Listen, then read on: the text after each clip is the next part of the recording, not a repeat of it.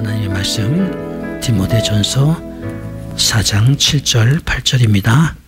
지난주하고 똑같이 같은 구절 봅니다. 디모데전서 4장 7절 8절 경건훈련의 시리즈 3번째 마지막 시간입니다. 첫째 주는 경건의 유익에 대해서 말씀을 드렸어요.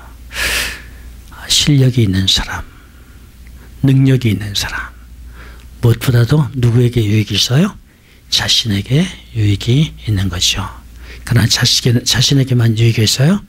다른 사람에게도 유익이 있죠. 실력이 있으면 있을수록, 능력이 있으면 있을수록 자기뿐만 아니라 자기가 가까이 있는 사람, 자기가 사랑하는 사람들에게 유익이 있는 거예요. 돈을 잘 버는 것도 능력이죠.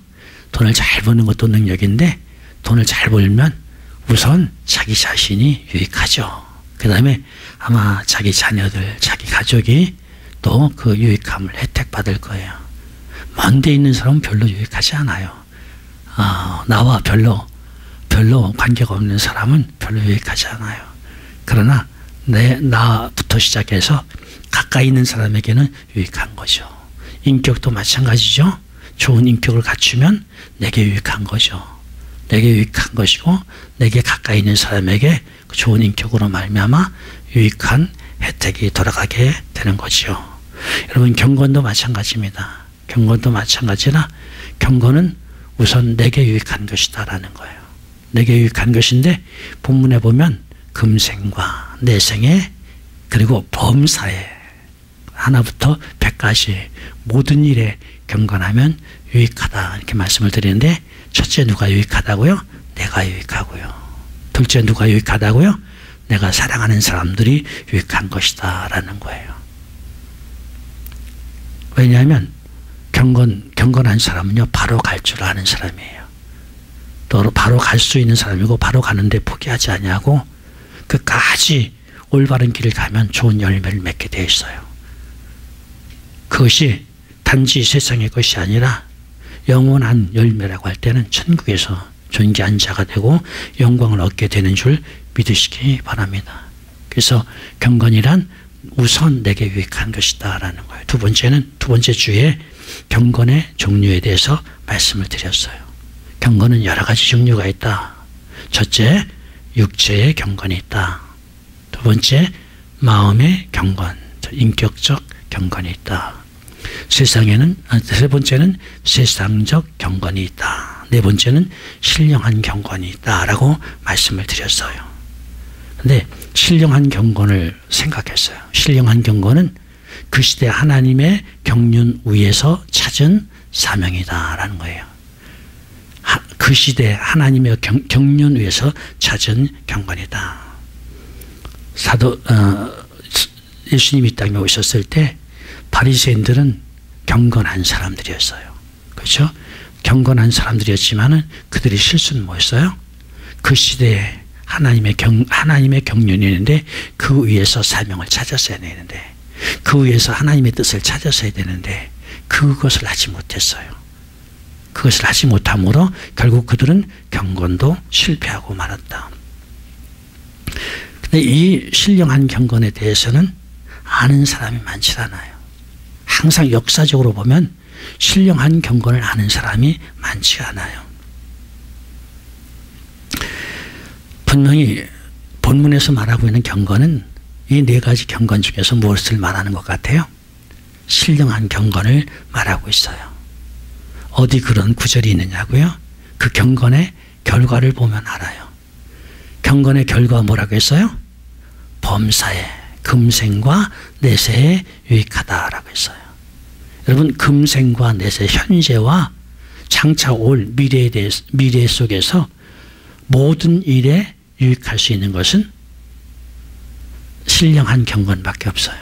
세상적인 경건은 말할 것도 없고요. 또 육체적인 경건도 잠시 조금 유익하다고 했어요. 인격적인 경건도 마찬가지고요. 그래서 금생과 내세에 유익한 경건은 뭐라고요? 신령한 경건밖에 없다. 근데 이 경건을 몰라보는 사람이 너무 많아요. 이것이 얼마나 귀한 것인지 아는 사람이 많지 않아요. 시대마다 그랬어요. 아브라함의 때 몇 사람이나 이 경건을 알았을까? 아브라함과 사라와 몇몇 사람일 거예요. 그렇죠? 어쩌면 그 아들 누구의? 이스마엘도 몰랐어요. 하갈도 몰랐어요.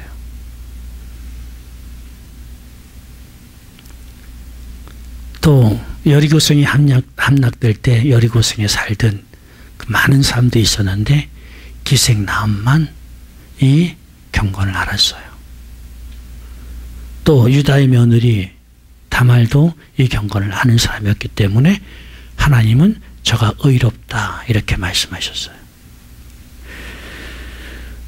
바울의 때 바울을 비롯한 사도들 그리고 몇몇 경건한 집사들 그들은 이 경건을 알았어요.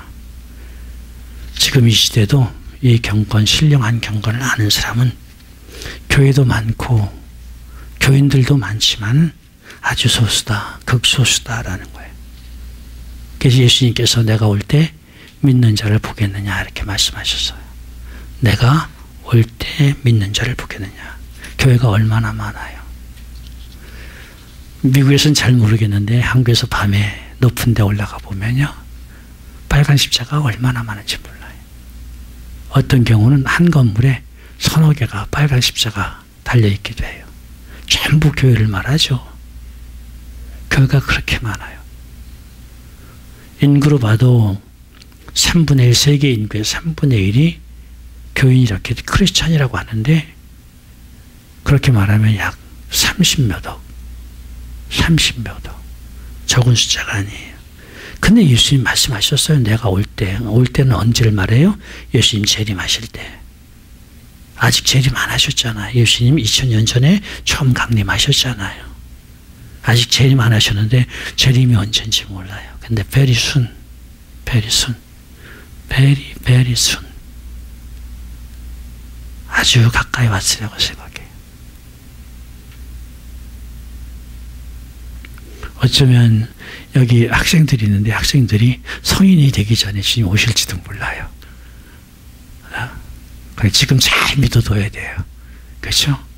꼭 그렇다는 건 아니에요. 그럴지도 모른다는 거죠. 그런데 주님 뭐라고 하셨어요? 내가 그때 재림할 때 믿는 자를 보겠느냐 이렇게 말씀하셨어요. 그래서 성경 계속해서 얘기해요. 깨닫는 자가 복이 있도다. 들을 귀 있는 자가 복이 있도다. 굉장히 중요한 구절이에요. 뭘 깨달으라고요? 뭘 깨달으라고요? 신령한 경건이 무엇인지 아는 거. 범사에 금생과 내세에 유익한 것이 무엇인지 아는 사람. 무엇인지 아는 것, 그것이 깨달음이다. 들을 귀 있는 사람이 복되다. 무엇을 들으라고요? 범사에 금생과 내세에 유익한 신령한 경건이 무엇인지를 깨닫는 사람. 아멘. 기독교에서 가장 중요한 것, 성경에서 가장 중요한 것은 구원이다. 맞아요. 거듭나서 천국 가는 거. 그것보다 더 중요한 일은 없어요. 그런데 이 구원 문제도 깨달음에서 시작하는 것인 줄 믿으시기 바랍니다. 깨닫지 못하고야 구원은 어떻게 받겠어요? 그래서 사람에게 있어서는 깨달음은 너무너무 중요한 것이고 우리가 왜 말씀 사역을 해요?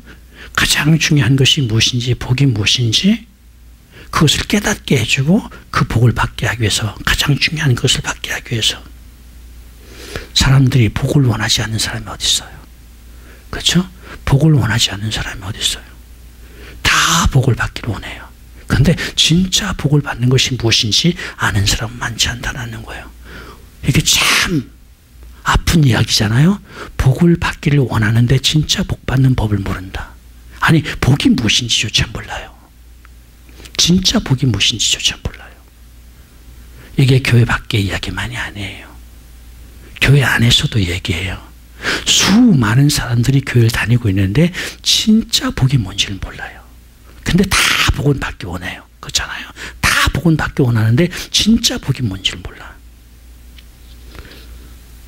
그러니까 참 답답한 거죠. 답답한 거죠.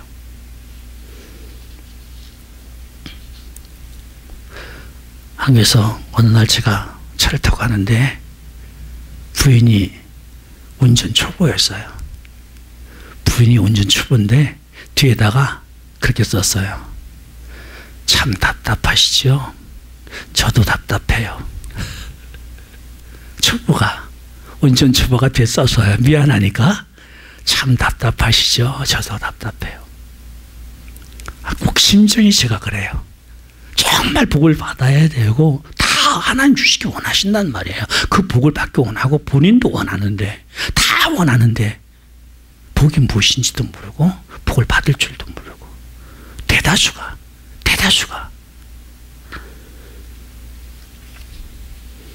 그래서요, 그럼에도 불구하고 행복하려고 열심히 산다는 거예요. 이게 모순이잖아요. 복이 무엇인지도 모르고 어떻게 받는지도 모르면서 행복하려고 열심히 산다.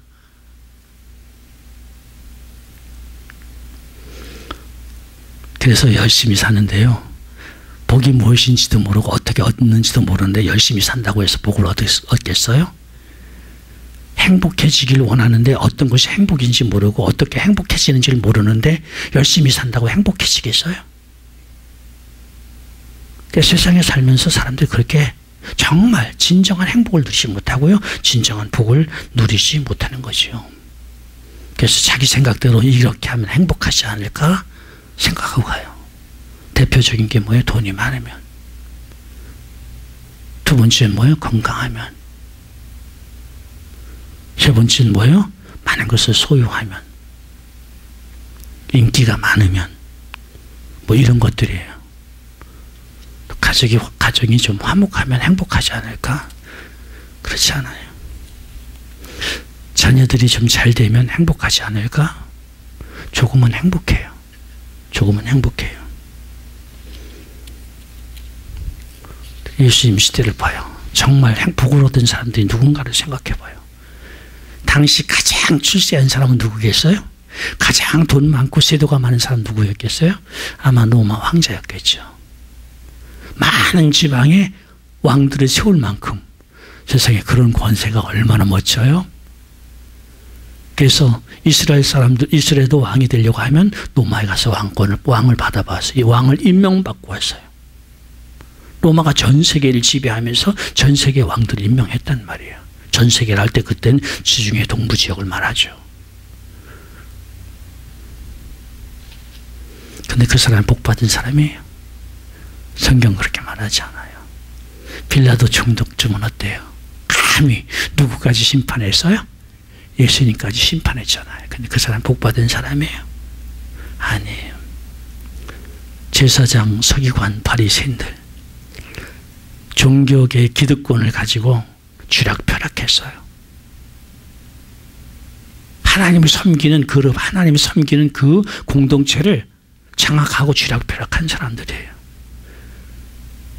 그쯤이면 이 사람들은 세상 사람도 아니고 하나님을 섬기는 공동체의 리더들이니까 이들은 진짜 복받은 사람이다라고 말할 것 같죠.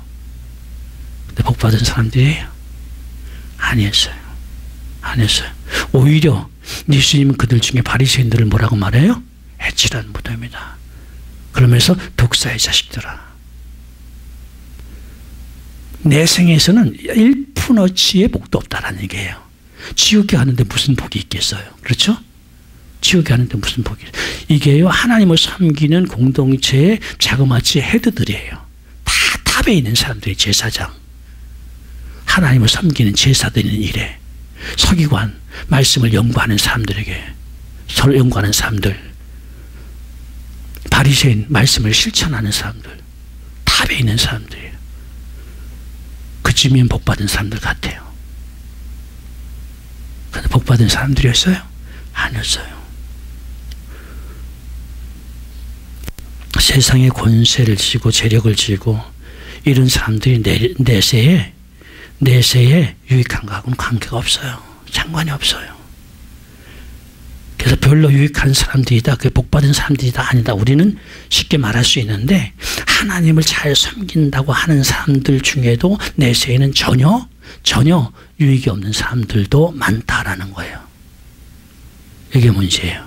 하나님을 섬기는 사람들 중에도, 잘 섬긴다고 하는 사람들 중에도 다 탑으로 섬긴다고 하는 사람들 중에도 탑의 위치에 있는 사람들이 할지라도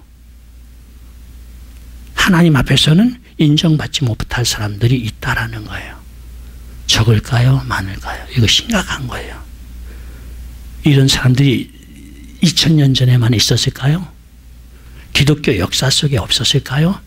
기독교 역사 속에 있었다고 하면 현재에는 없을까요?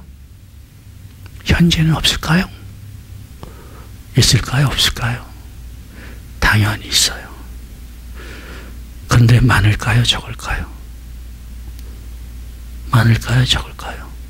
신령한 경건을 아는 사람이 많지 않다고 하면요, 예수님 당시의 제사장, 서기관, 바리사인 부류에 속한 현대 교회 지도자들이 많다라는 거예요. 심각해요? 심각하지 않아요? 심각해요? 심각하지 않아요? 심각한데 이런 심각한 문제에 대해서 교회 안에서 외면되고 있다라는 거예요. 제사장, 서기관, 바리새인들이 얼마나 경건한 사람들이었어요. 신앙생활에 관한 하는 내노라 인정받는 사람이 자타가 인정한 사람들이었어요. 그런데 그런 사람들임에도 불구하고 그들은 천국에 가요? 지옥에 가요? 그런 사람들임에도 불구하고 천국에 가지 못하고 지옥에 가더라라는 거예요. 나름대로 경건했어요. 근데 그 경건은 주님 원하시는 경건이 아니었어요. 육체의 경건, 인격이 따르지 않는 육체의 경건은 해칠한 무덤이라고 했어요. 인격의 경건, 주님이 없는 인격의 경건은요, 생명이 없는 경건이에요. 세속적인 경건은 비전이 없는 경건이에요. 하나님의 시대적 뜻을 모르는 경건이에요. 전부 어디에 속해요? 당시 기득권을 가진 제사장, 서기관, 바리새인에 속한 경건들이었어요. 이것들은 어떤 것도 범사에 유익하지 않아요. 일부 한 부분에서 유익할 수 있어요. 그렇죠? 그러나 범사에 유익하지 않고 더더욱 내세에는 유익하지 않아요. 이게 문제예요. 일반적인 경건은요, 양심적이고 인격적이고 사회 도덕 윤리 기준에 맞으면 돼요. 근데 그건요 저 세상에 갔을 때 아무 유익이 없는 거예요. 아무 관계가 없는 거예요. 그게 전부인 줄 착각해요. 경건하면 교회가 그걸 가져야 된다고 착각해요.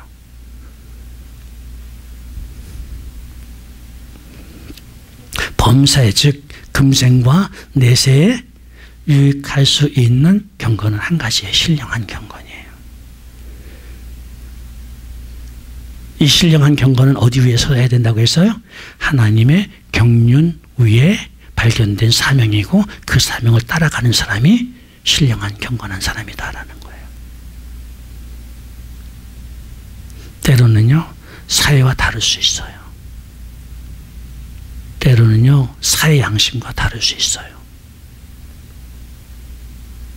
다말이 어떻게 사회와 같았어요? 라합이, 기생 라합이 어떻게 사회 양심과 같았어요? 심지어 예수님을 잉태하고 낳는 마리아가 사회 기준하고 같을 수 있어요.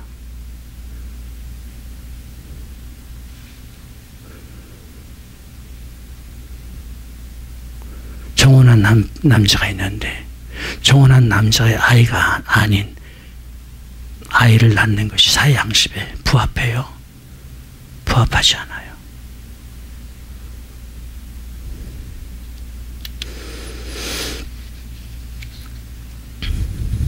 신령한 경건이라는 것, 그런 거예요. 그래서 오늘 세 번째로, 그러면 어떻게 신령한 경건을 가질 수 있느냐, 신령한 경건을 업그레이드 시킬 수 있느냐 하는 문제를 다루기 원해. 두 가지를 말씀드려요. 이것밖에 없어요. 말씀과 기도예요. 말씀과 기도예요.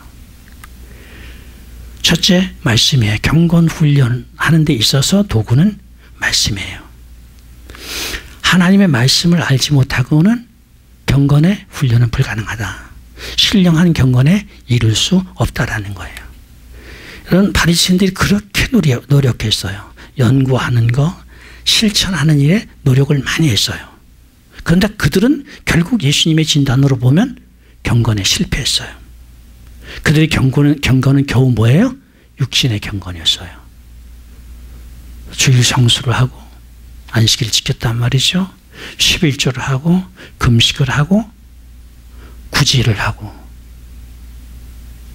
어쩌면 그 행위 자체는 대단한 거예요. 그렇죠? 육체가 그 정도로 자기의 노력으로 그 정도 행위를 가질 수 있다는 것은 대단한 거예요. 존경할 만해요. 그런데 예수님이 보실 때의 평가는 뭐였어요? 그 경건은 예수님이 인정할 만한 경건이 아니었어요. 마음도 인격도 전혀 변하지 않은 해칠한 무덤. 겉모습은 그렇듯해 보이지만 속에는 추함으로 가득한, 더러움으로 가득한 무덤의 모습이 그렇잖아요. 바리새인들은 누구보다도 성경대로 살려고 노력했던 사람들이라는 거예요. 이게 문제예요. 바리새인들은 누구보다도 성경대로 살려고 노력했는데 어떻게 성경대로 살려고 노력한 사람들이 해칠한 무덤이 되느냐라는 거예요. 독사의 자식들이 되느냐라는 거예요. 자, 오늘 성경을 연구하고 성경대로 살려고 하는 사람들인데 그들을 향해서 해칠한 무덤이 혹은 독사의 자식들이라고 주님 말씀하신다고 하면 이거 심각한 문제잖아요. 이런 실수가 현대교회 안 일어날까요?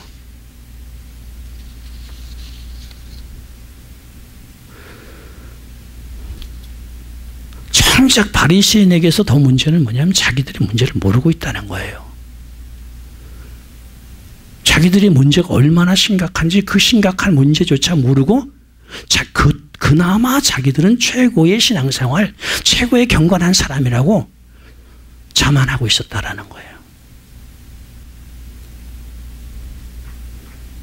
교회를 다니는 사람들이 뭐가 문제인지 모르고 가장 자신이 잘 믿는다고 착각하고 가장 자신이 잘 목회한다고 착각하고 이게 많다라는 거예요.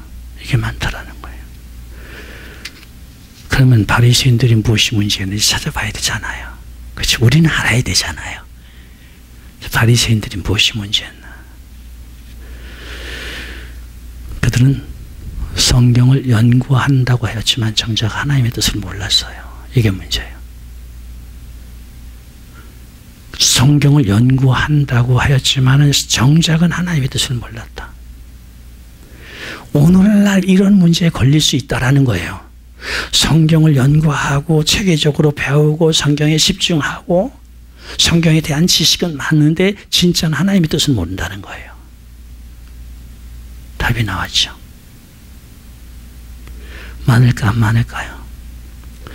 성경 아주 소중하게 여겨요.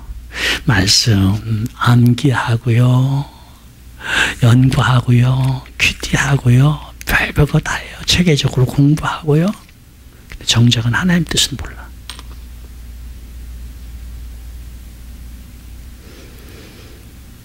성경을 안다, 하나님의 뜻을 안다.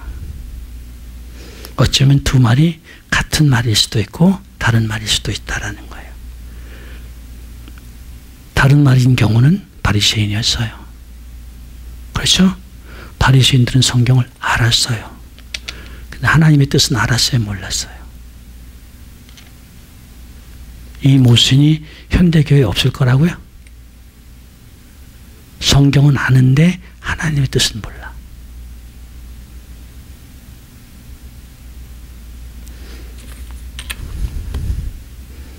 생각보다 많습니다. 생각보다 많습니다. 심각하게 많습니다. 심각하게 많습니다. 인도자도 많습니다. 교회 탑 리더들도 성경은 아는데 하나님의 뜻을 모르는 사람 심각하게 많습니다. 심각하게 많습니다. 우리는요, 성경을 아는 것이 중요하지 않아요. 우리는 뭘 알아야 돼요? 뭘 알아야 돼요? 하나님의 뜻을 알아야 되는 줄 믿으시기 바랍니다. 하나님의 뜻을 알아야 되는 거예요. 자, 그럼 하나님의 뜻을 알기 위해서 어떻게 해야 되느냐라는 거예요. 하나님의 뜻을 알기 위해서 어떻게 되느냐. 그래서요, 성령님의 가르쳐 주시는, 성령님 말씀하시는, 성령님 인도하시는 큐티를 해라. 저는 그렇게 제안해요. 매일매일 큐티를 하되 성령님이 그 큐티 속에서 말씀하시는, 그러면 하나님의 뜻을 알게 되잖아요. 그래서 여러분 가지셨는지 모르겠어요. 이렇게 잘라진 거 앞에 하얀 표지가 있는데 자기 이름 쓰시고요. 매일 월요일부터 요거 시작해요. 월요일부터. 요거요, 많은 사람들이 큐티하는데요. 그런 사람들이 큐티하고 제가 제시하는 방법하고 달라요. 난 정말 성령님 인도하시는 큐티하고 싶어요. 그래서요, 아침에 일어나서 아무 어떤 영락이나 어떤 선입견이나 이런 걸 갖지 아니하고 순수하게 성령님과 말씀 속으로 들어가는 거예요. 그래서 이걸 제시하는 거예요. 보통 큐티북 보면 거기 예화도 있고요, 또 간증도 있고요, 또 속담도 있고요, 이런 게 나열되는데 그건요, 그 사람의 생각을 고정시켜 버려요. 생각을 그쪽으로 끌고 가버려요. 성령이 끌고 가야죠. 사람들이 어떤 생각이 끌고 가서는 안 돼요. 그래서 순수하게 아무것도 생각하지 말고. 그래서요, 여기 성경 구절이 있어요. 구약 한 구절, 신약 한 구절이 있어요. 그러면요, 여러분에게 큰 종이 묵상 노트가 있잖아요. 묵상 노트에 펴가지고 구약 한 장, 신약 한 장을 쓰시면 돼요. 구약 창세기 1장 1절부터 5절까지 생각을 하면서 쓰는 거예요. 말씀 속에 들어가면서 쓰는 거예요. 그리고 두 번째 연구 단계에서 생각나는 거, 느끼는 거, 기억하는 거, 모든 거 다 쓰는 거예요. 신학적인 거, 실천적인 거, 영적인 거, 세속적인 거 다 쓰는 거 아는 대로. 그러다 보면요, 뭐가 나와요? 성령님이 가르쳐 주시는 것이 나오게 돼요. 그 다음에 두 번째는요, 내가 그 말씀 중에 내가 실천해야 하는 부분, 순종해야 하는 부분을 쓰고요. 마지막으로는 실천해야 되는데 내가 할 수 없는 부분이 있잖아요. 예를 들어 내가 누구하고 다퉜어요. 그 사람하고 화해를 해야 돼요. 나는 화해할 마음이 있지만은 상대방은 화해할 마음이 안 생길 수도 있잖아요. 하나님, 나는 화해하려고 합니다. 저 사람이 화해를 받아줄 수 있도록 도와주세요. 이게 기도예요. 그렇게 구약 하나, 신약 하나 매일매일 그렇게 하는 거예요. 그런 말씀 중에 성령님이 역사하시고 성령님이 가르쳐 주시는 줄 믿으시기 바랍니다.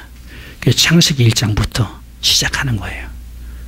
창세기 1장부터 12장까지는 대개 우리 성경 전체의 내용이 요약되어 있다 이렇게 봐요.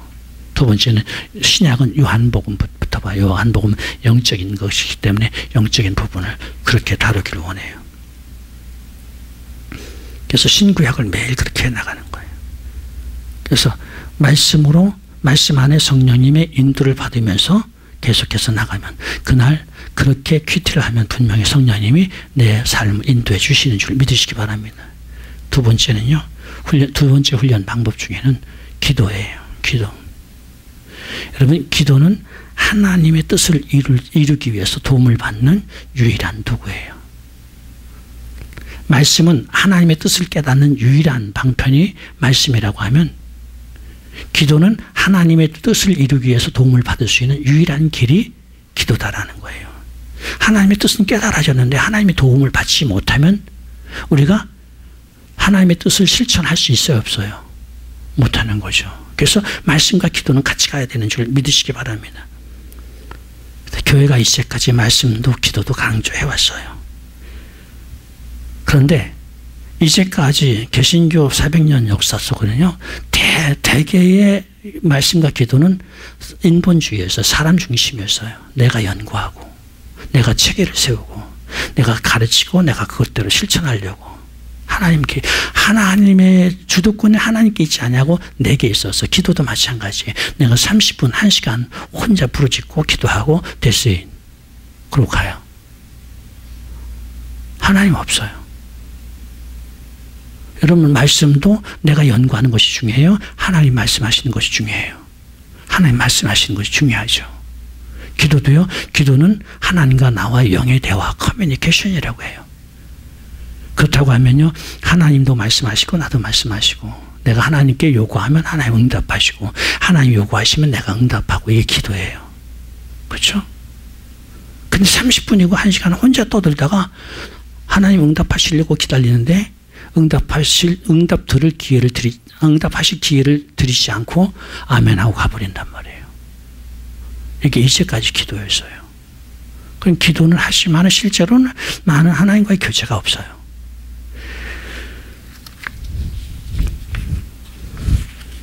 그래서 기도에서도 성령의 인도를 받아야 돼요. 저는 그래서 여러분에게 오늘 그런 제안을 해요. 일주일 기도할 것을 번호를 붙여서 1번 나를 위해서, 2번 내 자녀를 위해서, 3번 교회를 위해서, 4번 우리 LHM을 위해서 뭐 이런 식으로 번호를 매겨서 써보세요. 한 1번에서 10번까지 썼다라고 해요. 이제 요게 10가지 제목이 한 주간 여러분이 기도할 내용이에요. 이게 있어야 되죠. 막연하게 아무것도 없이 와서 엎드리는 것보다는 좀 조직적으로 체계적으로 어떤 내용을 기도할 것인가 정하는 것이 좋겠죠. 정했으면요. 기도에 들어가야 돼요. 기도에 들어가야 돼요. 그래서 아침 시작을 이렇게 하도록 안내드려요. 여러분 신앙생활 하는 사람 부지런해야 돼요. 남 자는 거 다 자고요. 남 즐기는 거 다 즐기고 신앙생활 할 수 없어요. 저는요. 안 믿는 사람보다 30분 내지 1시간 더 믿는 사람 필요하다고 봐요. 그래서 이런 아침 경건의 시간을 갖지 않은 사람 같으면 30분쯤 한 40분쯤 먼저 일어나는 게 좋아요. 내일 아침부터 그렇게 보시기 바랍니다. 전 그렇게 하다 보니까 잠이 적어졌어요. 그리고 저는요. 저도 역시 저녁형 인간이에요. 현대 사람들 아침에 늦게 일어나서 학교 가고 늦게까지 공부하고 패턴이 그렇잖아요. 저는 새벽형 인간으로 바꿔 신앙생활은요. 새벽형 인간으로 바꿔야 돼요. 저녁은요. 잡다한 놀이문화가 얼마나 많은지 몰라요. 저녁에 안 자면요. 시간 남는 사람은요. 잡다한 문화에 섞여버릴 수밖에 없어요. 아침엔 그런 문화가 없어요.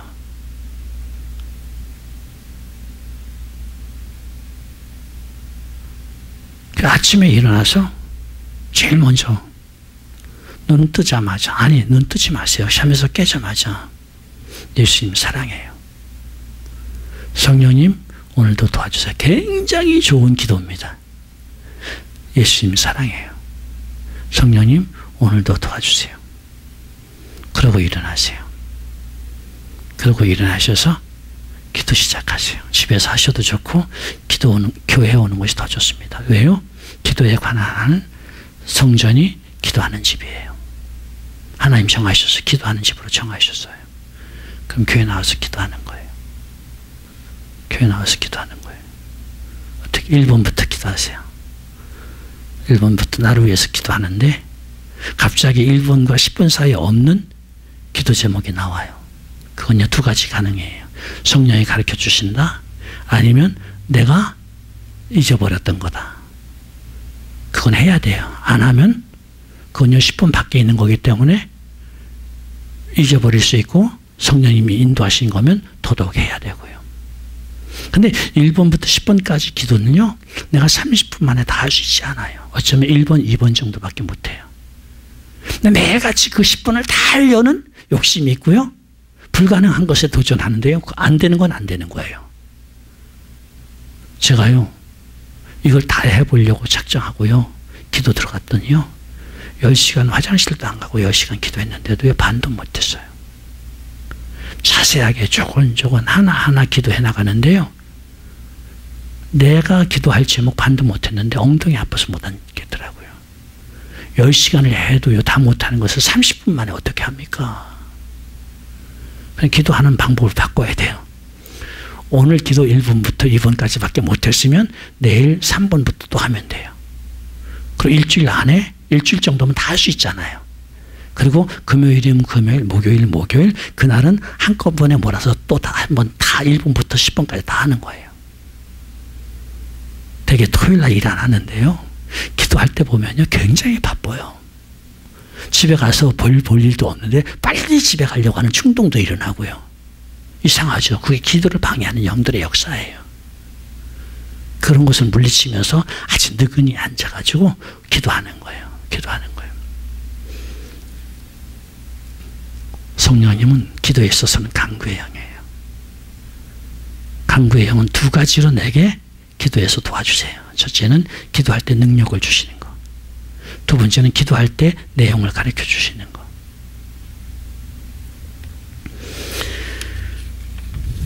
그래서 그렇게 자기가 가진 기도 제목을 가지고 있지만은 그 기도 제목뿐만 아니라 성령님의 귀를 기울이는 거예요. 대개는 방언 기도할 때 많이 가르쳐 주세요. 우리말로 기도하고 같은 것을 방언으로 기도하고 그때 성령님이 가르쳐 주시면 가르쳐 주신 것을 우리말로 기도하고 방언으로 또 기도하고 그래서 만일 그날 아침에는 성령님이 가르쳐 주시는 기도로 끝났다고 하면 그거는 성공적인 기도인 줄 믿으시기 바랍니다.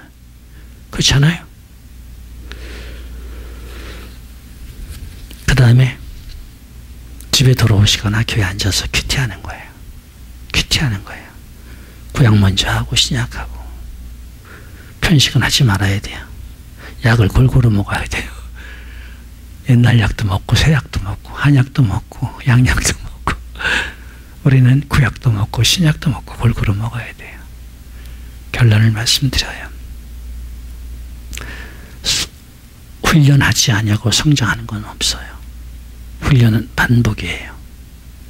반복이에요. 지혜롭게 반복해서 훈련을 하면 그 사람은 성장하게 되어 있어요. 반복 훈련을 하지 않냐고 인격이 자라갈 수가 없어요. 경건이 자라갈 수가 없어요. 반복해서 훈련을 해야 되는 줄 믿으시기 바랍니다. 우리가 신령한 경건으로 우리가 자라가려고 하면 뭘 해야 된다고요? 말씀, 기도가 성령 안에서 이루어져야 되는 줄 믿으시기 바랍니다. 이거 내일 아침부터 시작해 주시기 바랍니다. 기도하겠습니다.